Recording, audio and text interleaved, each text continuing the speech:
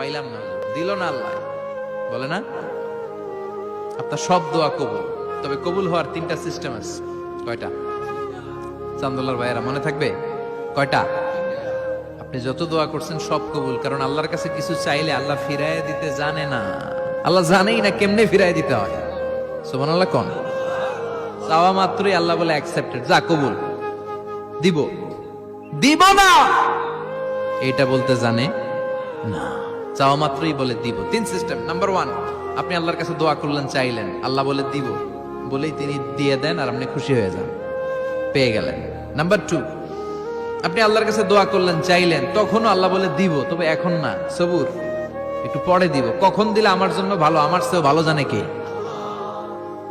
পরে দিবে। Number three, চাইলেন, দোয়া করলেন, আল্লাহ তখনও বলে দেব, তবে এখনো না, পরেও না, কিয়ামতের দিন যেদিন বিপদে পড়বে ওই দিন দেব।